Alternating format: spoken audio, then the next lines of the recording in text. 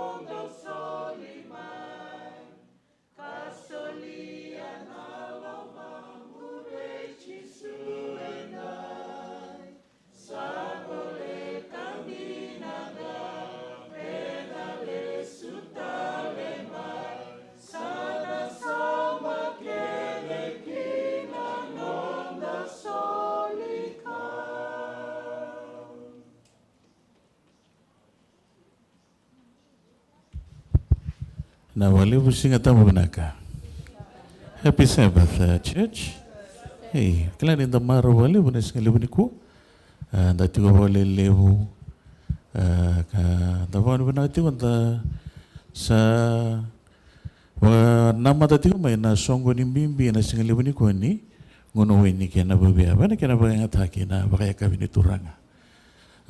So I take this opportunity to welcome each and every one of you to this hour of sacred hour of worship, and first of all, would like to welcome the heavenly hosts, God the Father, the Son, and the Holy Spirit, and all the angels who are here with us today. Not forgetting our visitors. I don't have a list of names here, but I would like to welcome you. Some of them are from Mount Gravet Church, and a few others. So talibi kemini na tadiki ma mini ngoliti ko mai. Signiti ko na yada biya una na oi sa tingo ko endo na yada. So na yada. I got some names here. Sorry about that. Vistas Inoke Vakurivalo, Talei Akosita, Jim Cady, Jermaine Cady, Lucas Serubatu, Apinisa Lewandondono. I would like to welcome you, brothers and sisters, this morning in this hour of worship, and not forgetting our online viewers. I would like to also welcome our online viewers, family from Darwin, and a few other families who are tuning in to our platform. I would like to welcome you this morning. And we hope and pray that the message that will be shared today will be a source of blessing to you and will touch your heart in a special way. Yeah? Not forgetting our members, regular members here at Brisbane, Fijian, the Bethania Ben, old boy, Batagita Pisa, and the families. Would like to welcome you this morning. Woodridge Ben, Sally, Batagay Talatal, and the families and the members of the Woodridge Ben. Sunny Bank, Tausi Romy and Willie and the families. Not forgetting Goodna Ben, Tawale Tamay Sunny and Tausoni and all the family members of Goodna Ben. I would like to also welcome Pastor. Pastor, we are so happy to have you here this morning. Thank you for accepting our invite. And we're always happy, your Brisbane family is always happy to see you. I know that you're always happy to come here too. And because after this we'll have a wonderful spread. But we are hoping and praying that the message that you have for us will bless us abundantly in our walk and wait for our Lord. We also sincerely pray that God will continue to bless you and your ministry abundantly. Eh? While those words of welcome are still lingering in our ears, I invite you to stand for our first hymnal in the Fijian hymnal.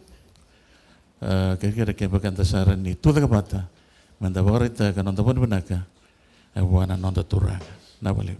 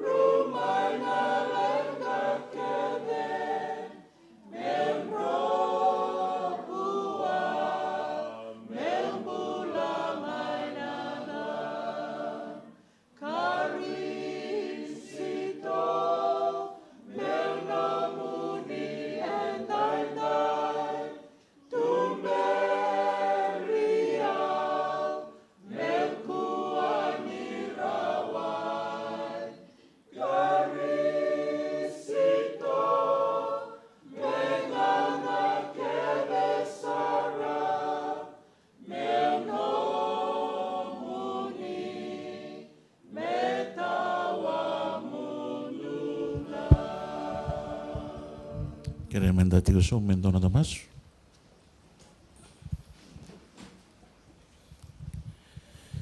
Loma lagi na iti-iti tambu coba ni lewa bongkana kalwela loma. Turanga kimemi iti usum benda waro-waro kana wano mandi. Na lobe muni na matali ni kuwa. Na ni mami bakila iti turanga ni sangan indona kai tu sagabi kimami. Me kimemi bombola taga me indoli ni loloma. Yana matamuni na kalau. Nasa wale buna bulu bunaka ni biba kalunga tekina na lumani madawa kimemi bon benda kani suliti ko nambula kimemi hada talome kina nomni sayoni na matagalile sa ni kuwa na wale buna bakatagar ni ngomni na mandrai kina nomni ndra na waini satu saga matai kimami may baga na nomati ko turang na kawan ni ada kaba may kalibar raw sa tu ginabi kay mami nambula yan na singale sa ni ko ni bugi kay mami yan na ni mami bagay ang ataka naman ray na kinaway ni na ni mami nanumi kay maniti ko na bugo nindo na bulo po sa tu mati kay mami may kay mami suli kay mami baga wuti tali wando turang na numuni da ataka na bulo tulo sa tuongo ko talibi turang nandu indui ko talibi na bika indo buga buna tebor bagala telati tu na ni mami velo mani toro ni bagai sungu-sungu lotu kina nomuni tiki-tiki lolo matambu na kalau. Na wali usar na nambula oira na nomuni tamata kimsa tigo bata na matagale ni kuasa ni ngule da oira na sanga ni adamai. Ve indrende ni mbula ndakin rakita lolo mo baga ni mbula ibala-bala da rala ko duro matu sama suti na linga mo ni tambu. Daun dina, daun lolo me beke beti. Ve ronggoti na matagale ni kuwa meraba kila iti undo na kalau. rauni rangole kina kuni bagadi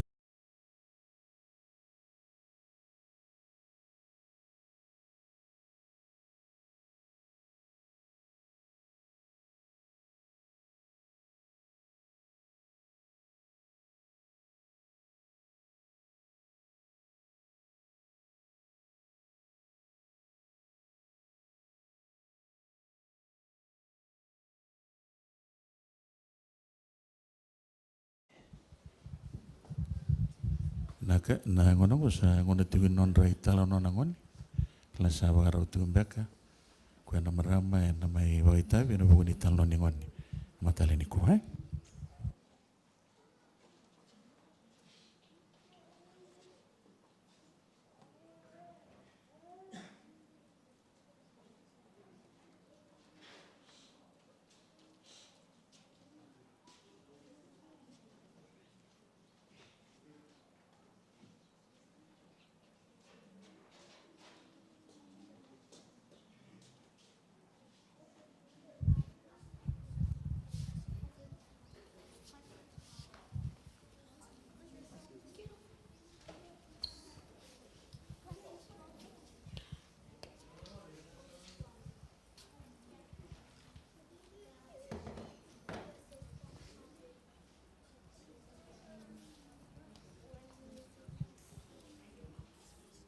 Happy Sabbath, children.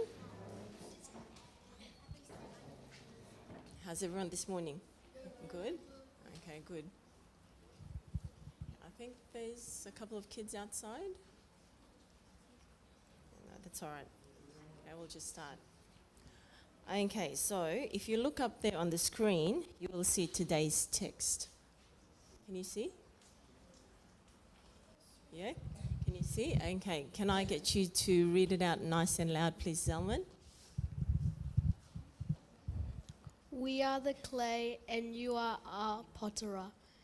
We are all the work of your hands. Isaiah 64 verse 8. Okay, thank you. Okay, so we are the clay and you are the potter. So who's it talking about? About God. Okay, so have you seen someone work with clay? Does the clay do anything? Does the clay do anything?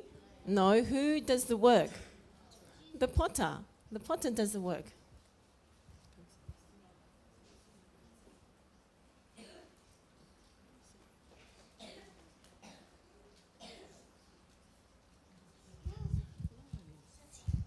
Okay, so today I'm going to tell you a story. Now, this is a true story. It happened maybe about 100 years ago.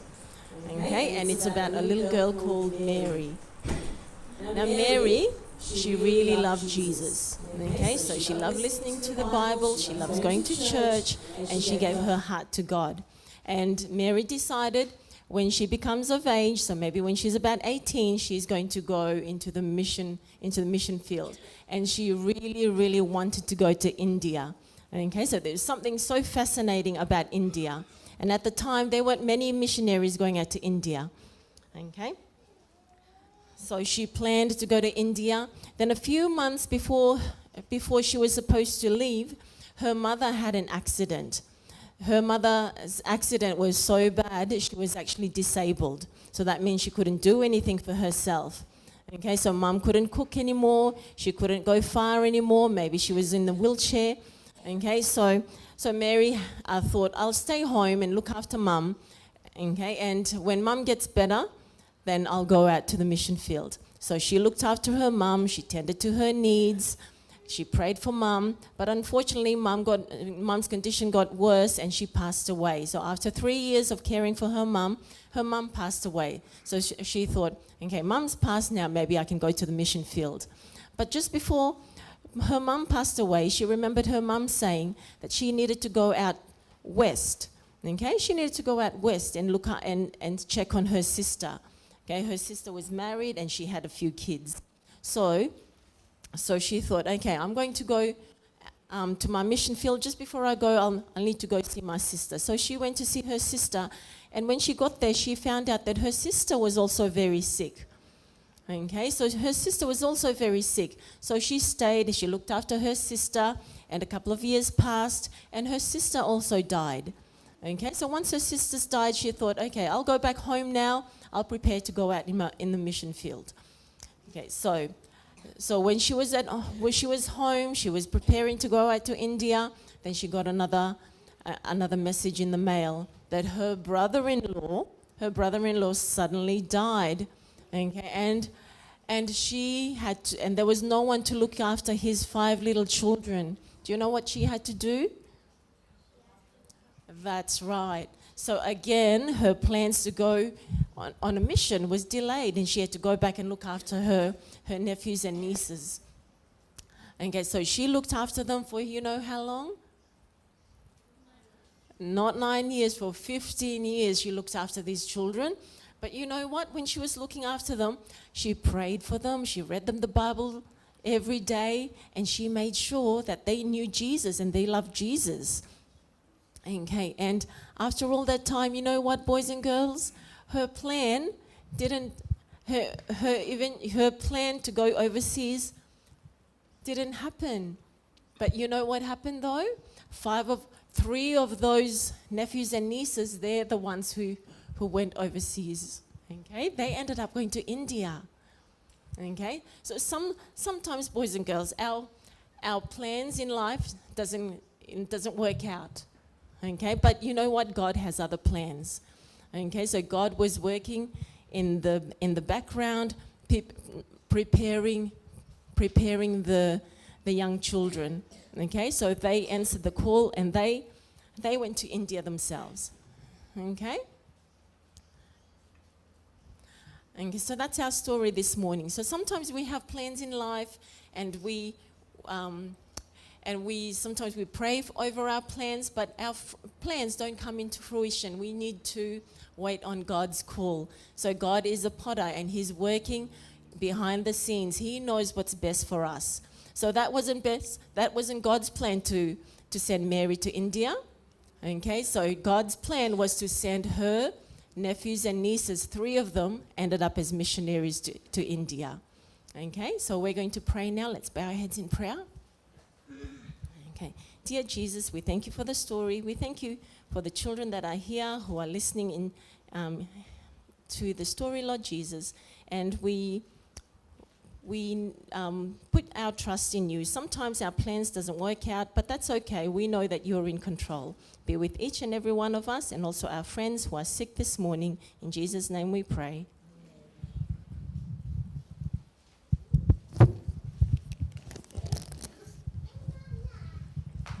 Thank you, Auntie Millie, for the children's story. Na ngonongo sa kiriroti kinatirara na livai ronga la mai may komunisa ka nanonda isul-suli kinanonda ikatini.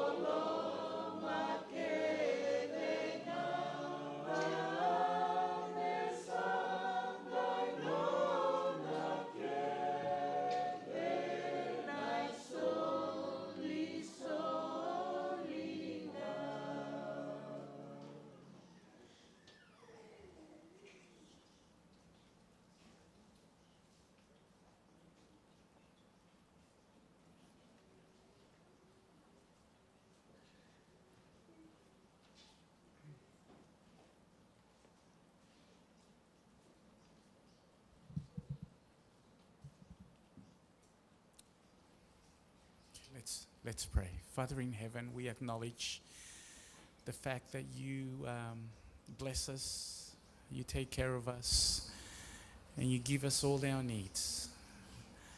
And by bringing our tithes and offerings, Lord, we want to also acknowledge the fact that you have blessed us so we can bless others, Lord. And let these offerings be a blessing to those that don't know you, Lord, that they can come to the knowledge of who you are and especially what you have for them in the future. In Jesus' name I thank you. Amen.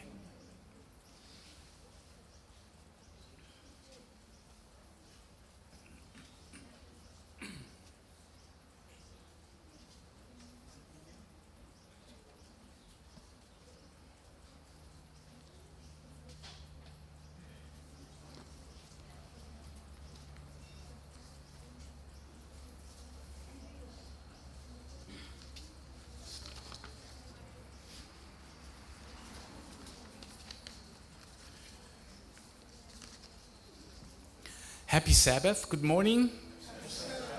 It's so good to be back. I'm looking forward to lunch. Yeah, it's feel like I'm part of this church now. I've been here a few times, right? And it's so good, so great. I can see that some of you are wearing the right armor this time around, right? From the last topic, right? The armor of God. This morning we've got a very special program. It's communion. And so this morning I thought, the top, no, okay. So the topic for this morning, I've titled it, I am the bread of life, right? And I just want to talk a little bit about this little phrase that is found in the book of John chapter 6. So if you want to open your Bibles in John chapter 6 and follow me through, I'm not going to... Can you put it down a little bit? I'm not going to read every single verse there, but if you want to follow me, I'm just going to skim through it, and I'm just going to stop in a verse here and a verse there. But yeah, thank you again for inviting me and coming here to share the powerful word of God that changes hearts, that changes lives. And this morning we pray that God can do just that as we venture into his word. So before we start, let's pray. Father in heaven, this morning I truly pray that your Holy Spirit can teach us and show us the ways for our heart to become more resilient to your Holy Spirit, Lord. That we can come to the understanding of what Jesus means to us in a very personal way. And as we live for you, Lord, also show us the way that we can also become examples to others, Lord. And through our lives, others be able to see your power and your love. In Jesus' name I thank you and I pray. Amen. So we're talking about this little phrase, I am the bread of life. And this morning, as you can see, we're doing communion, we're going to be washing our feet, and we're going to be drinking wine, and we're going to be eating of this bread. And so just let me summarize this sermon and just allow me to give you the big picture of what I'm going to talk about. So we have Jesus that removes himself from the crowd. He's been healing and he's been preaching to people, and he decided to go to the other side of the lake, Tiberia. So he grabs his disciples, and I think they grab a boat and they sail to the other side of town. And so the reason why he wanted to go there is because he just wanted to rest, and he wanted to have some peace and just some time for himself. You know, he's been fairly busy the last few days. But when they get there, he realizes that the crowd was following him.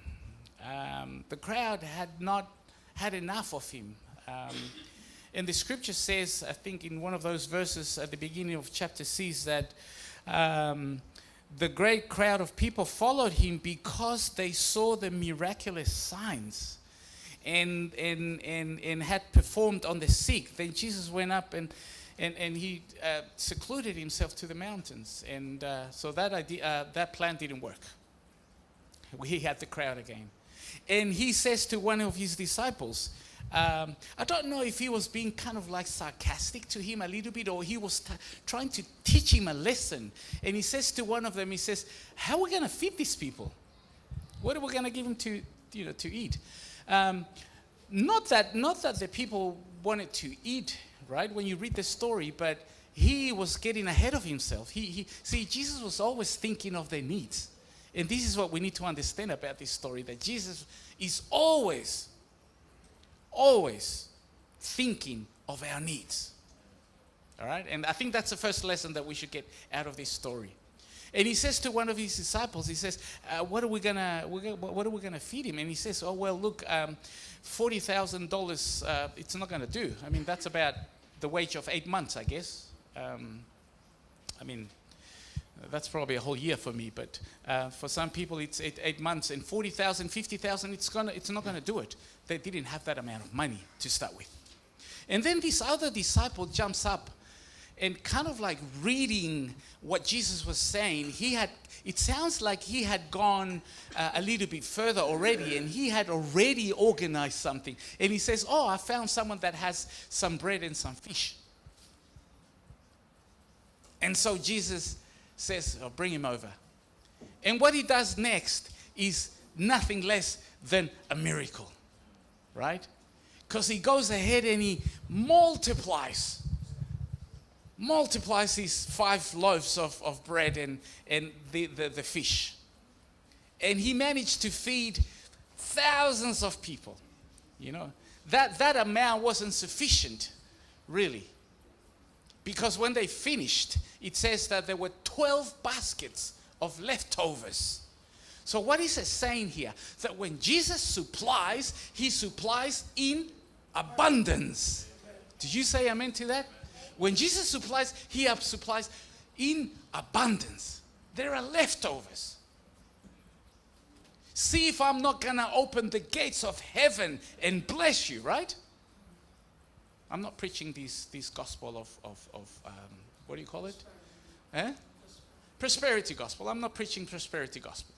I'm preaching the reality of the character of Jesus. How much he loves us and how much he wants us to supply our needs. Just remember, I have not said wants. I said needs. Right? Big difference. And so let me summarize this and let me tell you that Jesus comes not to give bread. He comes to be bread. Do you agree with me? He does not come to feed the people. That's not his purpose. And when he says in John 6:35 and 48 and 51, he repeats this 3 times. He says, I am the bread of life. He who comes to me will never go hungry. See, because he did not come to supply bread. He came to supply something else. And he who believes in me will never be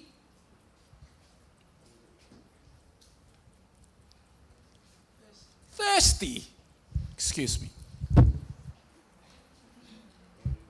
I'm gonna. He's not gonna be thirsty. You see, Jesus, he gives bread, but that is not the reason he comes. And we can miss this point. We can miss by thinking that it's the main thing he comes to do. Give me bread, give me that, give me the other, give me that. I want this, I need, and give me. And Jesus suddenly becomes a genie. He did not come to give bread. And, And the interesting thing is that sometimes he needs to take the bread out of a lot of people's hands so they may trust him as the bread of life. Have you experienced that? I have. Suddenly we lose our job. And we literally don't have anything left. My bank account is dry. I have no bread in my cupboard. I have no butter in my fridge. I have no money to pay my insurance. I have no money to pay the electricity. So they may trust him as the bread of life. You see, he did not come to be useful. Listen to this.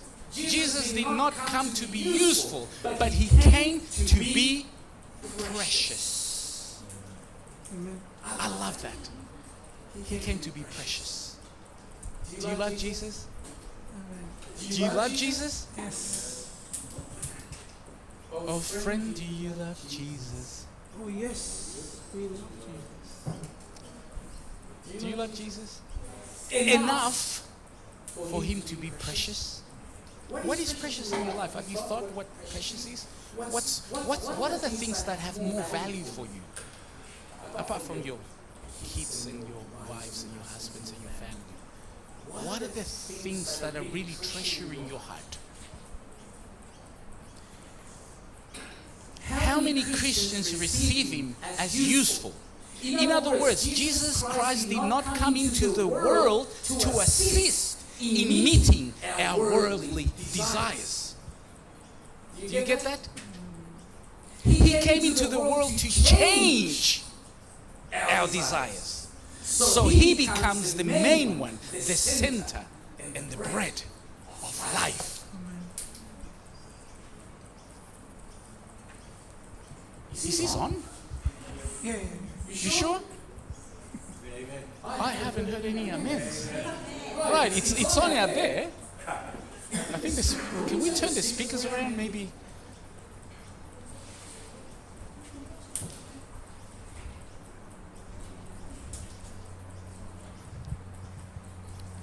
The center, the bread of life. That is the point of this sermon. That is the bigger picture. Let me clarify something here. Jesus does care about bread. We've seen in the story, right? He does care. Right? He does care about your body. But not mainly. That is not the purpose of his coming. That's coming just on the other side of the grave. There is going to be a resurrection one day. No more mourning, no more crying, no more tears, no more depression, no more anxiety, no more sin. You know the list, right? It goes on and on.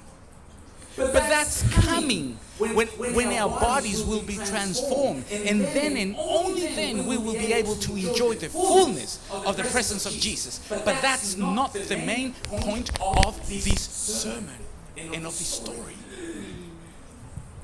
He didn't come to satisfy our physical desires, but to change those desires at the core. So he becomes our treasure over everything. He becomes our bread.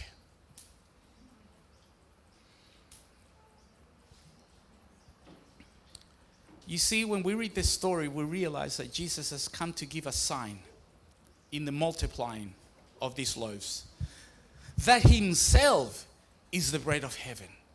Remember that we read in the story here that the crowd followed him because of what? Miraculous what? Because of the signs. See, the crowd was overwhelmed. They were like, wow, this guy, he can really do things here. How does he do that? Bread. And so their minds began to plot and think and plan and dream about the future, about the Romans, about freedom, right?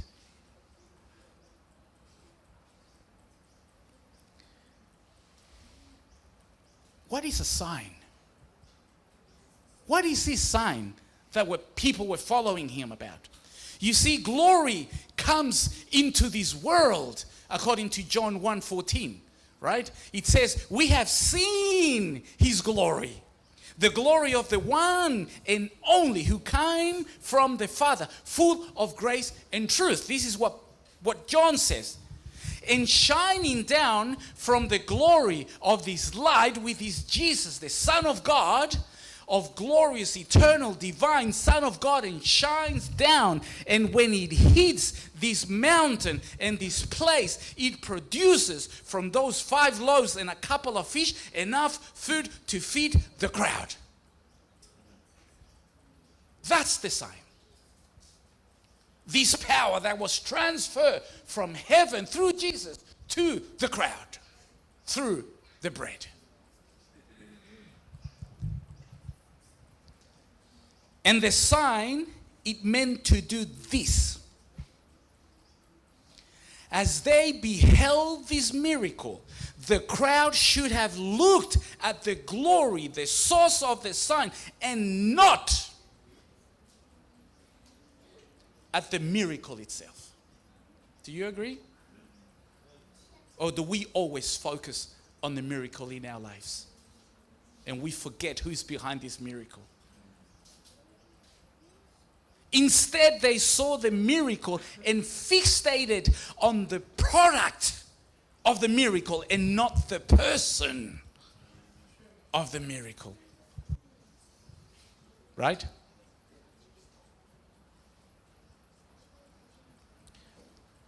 And seeing the intention of the crowd to make him king, Jesus withdrew. And he goes away. And he sends his disciples out.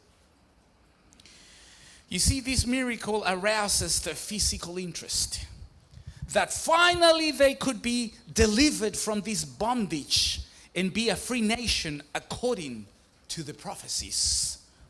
They weren't wrong. But what they failed to understand is that Jesus, through this miracle and the bread, was inviting them to look beyond the earthly problem and understand that the real bondage was that of what? Of sin. That was the real bondage. And Jesus refers them back to the manna and the fact that it is not the bread of sustenance that we should be worried about, but according to verse 33, the bread of God is he who comes down from heaven and gives life to the world. How did they miss this concept?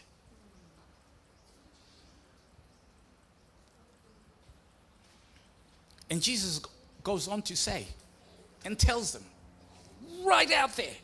And remember that Jesus was just the previous day or two, he had challenged the crowd here in verse 5 that Jesus claims to be God's son.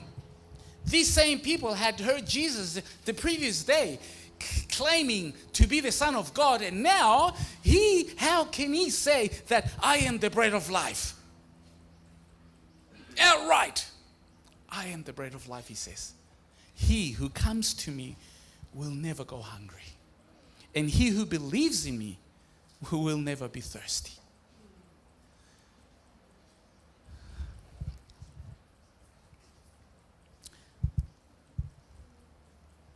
These words were hard words. They were hard words to understand for the crowd as they grumbled about this statement. What is he talking about? What does he think he is? How can these men give us his flesh to eat? You know, it's interesting that sometimes Christian people become really stupid, really dumb sometimes. Have you realized? Have you heard Nicodemus? When Jesus called him to be born again, what was his excuse? How can I be born again from my mother's womb? And now he's saying, I'm the bread of life. And he says, oh, can he cook himself? In other words, you know, why do we become so silly when we hear the call of Jesus and we give these dumb excuses? I know you're not like that. You're not like that. But I am. How can this man give us his flesh to eat? They were also hard on his disciples. Did you know that? They said, this is hard teaching. Who can accept this? And you know what? After this, many of his disciples left and no longer followed him. A lot of his disciples left. See you later. Don't want anything to do with this guy.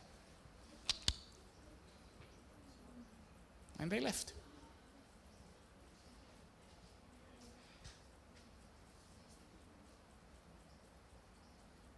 I think I left him a few times in my life too. When I can't gather and understand his words sometimes, when he calls me hard words in my life, I think I've walked away a few times. Only to return with my tail between my legs, just like the prodigal son, realizing that even if I just become a servant in his household, it's better than to be lost out there. But this should have not have been, it shouldn't have been foreign to them, this idea. Especially knowing, but not understanding the connection between the messianic revelation and say, for example, the story of Genesis 14. What's in Genesis 14? In Genesis 14, we've got this very little short story about Melchizedek. Remember the story of Melchizedek? Melchizedek, so Abraham goes out to rescue the people from Sodom and Gomorrah. 10 kings, he wars against them, defeats them, brings everyone back, and this king of Salem comes out, Melchizedek, and a priest of God's Most High. And he comes and he blesses Abraham. Melchizedek's blessing, perhaps a precursor to the communion we now share in Christ, underscores the timeless connection between earthly kingship, priesthood, and the divine plan unfolding throughout the scripture. That's what it is. Shouldn't they know this concept already as they made their way to the temple every day, every week to make those sin offerings and sacrifices and be so familiar with every single item in the temple? They knew exactly the logistics of the temple. The ark, the lampstand, and especially the table in front of the most holy. Have you stopped to think a little bit about what that means? Have you visited Exodus 25:30? You know, Exodus 25:30 to me is kind of like the John 3:16 of the Old Testament. You can turn to that verse if you're curious. I'll give you a few seconds. Exodus 25:30. It has become my John 3:16 more and more. The more I read it, the more I realize how significant it is. Do you have it? Put the bread of the presence of this table to be before me at all times. And you might say, that doesn't sound like John 3:16. Well, it doesn't. But it does. And let me explain it. See? In John 14:6, Jesus says, and he proclaims, and he tells the people, I am the way, and the truth, and what? And the life. He says, I am the way, the truth, and the life. No one comes to the Father except through me. In other words, there are no options on the route to eternal life. There's only one way. And Jesus, the bread of life, sitting in front of the Shekinah, the most holy place, is the way. Do you get it now? John 3:16. For God so loved the world that he gave his only only Son that through him you can come to the Shekinah and be saved. Right? Highlight it. Exodus 25:30. It's the gospel in one little verse. But it's kind of like you really have to read it. It's like you need to unlock the code, right? The only way Jesus, the bread of life, sitting in front of the Shekinah, the most holy place, is the way. But they failed to connect all the pieces together. And when Jesus was suggesting to them that he was the bread of life, they refused to accept it. Although they saw it every single day of their lives as they went to the temple and saw the table of bread in front of the Shekinah. Now the big question. Let's come back. Let's come back to Acacia Ridge now. To this place. Are we also missing the point?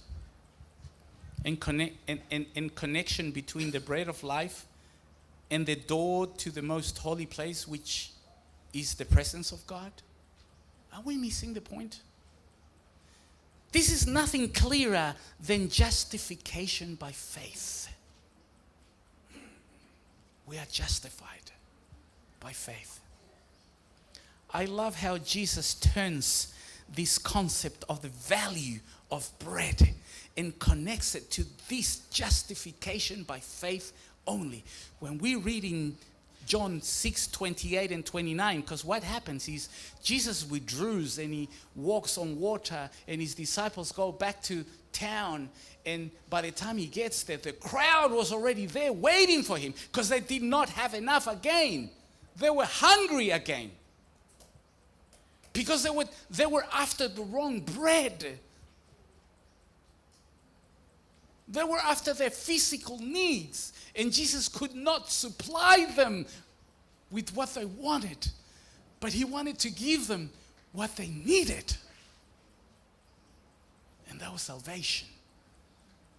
And then they asked him, what must we do to do the work God's required?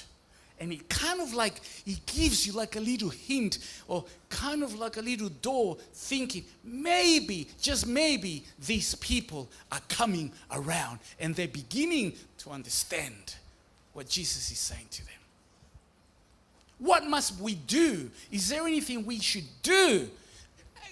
Works, tell us and we'll do it. And Jesus says to them, and this is again John 3:16. The work of God is this: to believe in the one he has sent. What is the work of God? What is our responsibility? Is John 3:16? Whoever believes in him should not perish, but have eternal life. This is exactly what it's saying here. The work of God is this: to believe in the one he has sent. Hello? Hello? It's on.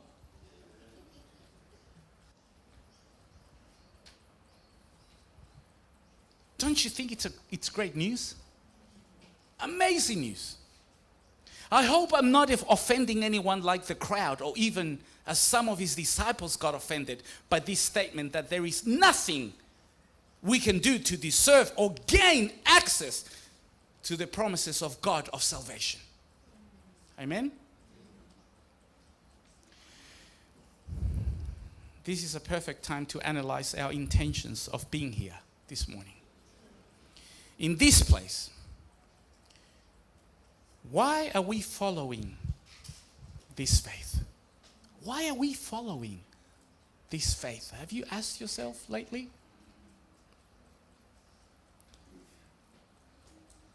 Is it a pesco-barley spiritual experience we're after? Or we truly want this bread of life?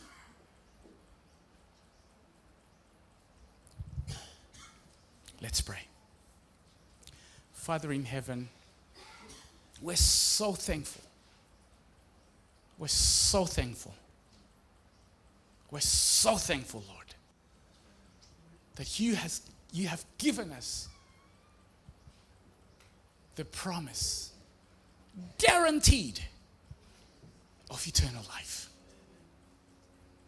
We're so thankful. And we so love you for the sacrifice that you have done for us.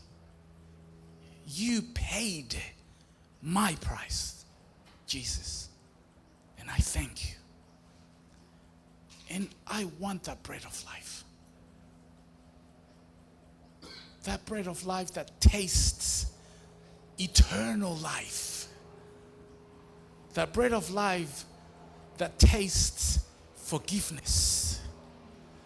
The bread of life that tastes a beautiful promise. And that bread of life that tastes like love. In Jesus' name I thank you.